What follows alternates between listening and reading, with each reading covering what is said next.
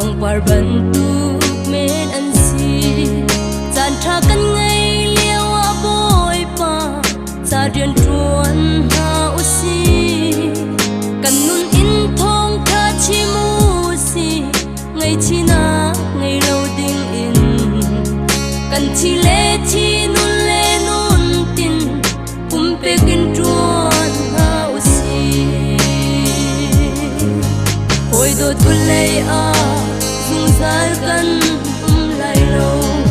kan nun hi boy parang kau na cha bhang kau na usi ban sui in do kan thak ti ka truan man lak song tam chin ding in nun pe kin truan chin ha usi boy parang kau chin chin se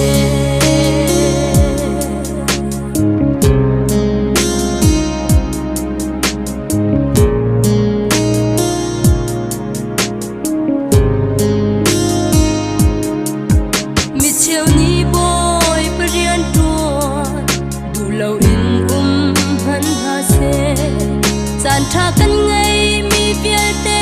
hi boy param cham hang usi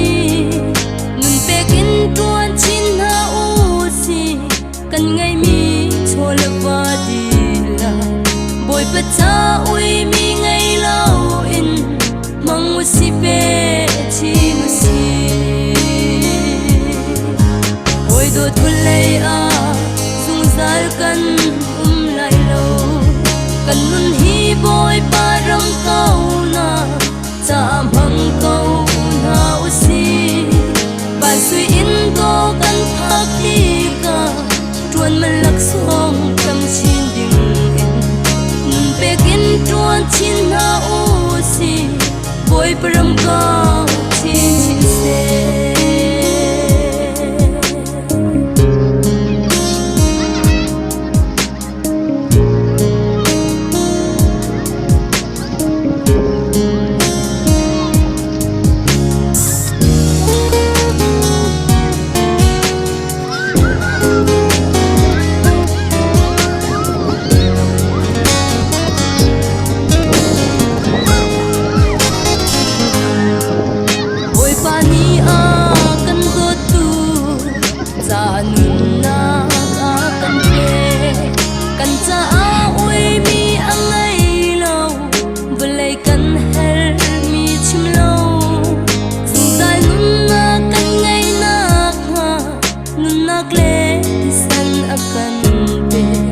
akan pek mi lak i thabi boy param cha pe usi boy do tulai a sung zal kan lai lo kan nun hi boy param kau na cha bhang kau na usi ba sui in do kan thak ti ka truan man lak song tam chin ding nun pe kin truan chin na usi boy param ka chin chin se hoi do thulai a sung zal kan lai lo kan nun hi boy param kau na cha bhang kau na usi ban sui in do kan thak ti ka truan man lak song tam chin ding nun pe kin truan chin ha usi oi ta talia to hi istam ta hi Jerusalem ali hi eni cha le kho Genesis cha hi ngodi so le ka suko hi ka muzke ka sejenak par teman le ka Parmen Lipo Ka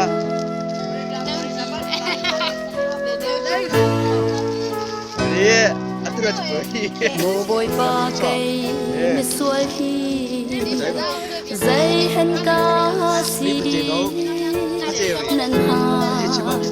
kar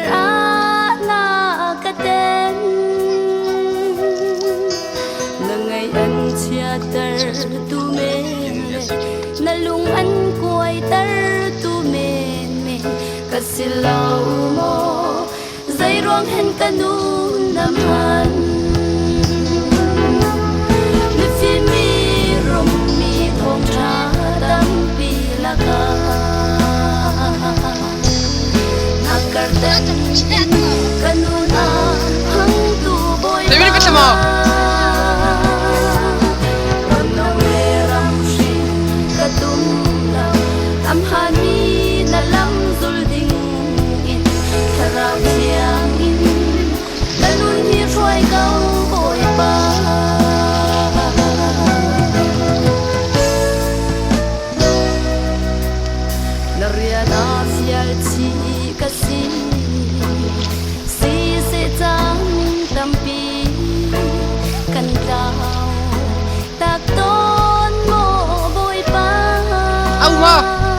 Eh,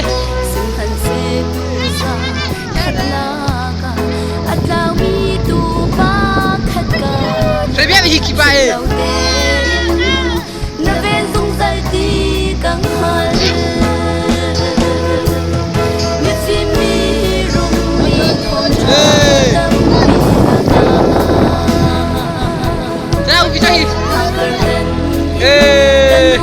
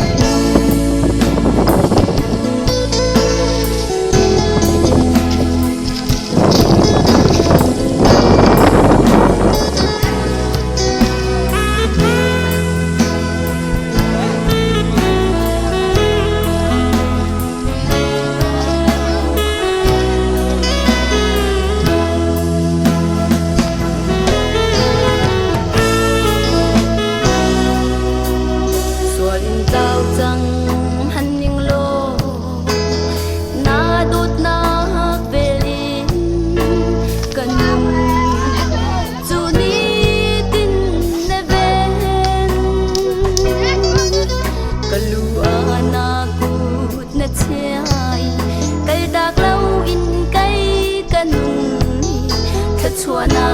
khe kanum ti kau na ka ti mi fi mi rum mi thong cha dam pi la ka na kar ten in kanun a hang tu boy pa ram no le ram shin ka tu am han mi na lam zul ding rau chiang in kanun hi roi kau boy pa mi si mi rum mi thong cha dam pi la ka na kar den in kanun a hang tu boy pa ram nau le ram shin ka tum lau am han mi na lam zul ding in rau chiang in kanun hi roi kau boy pa rau chiang in kanun hi roi kau boy pa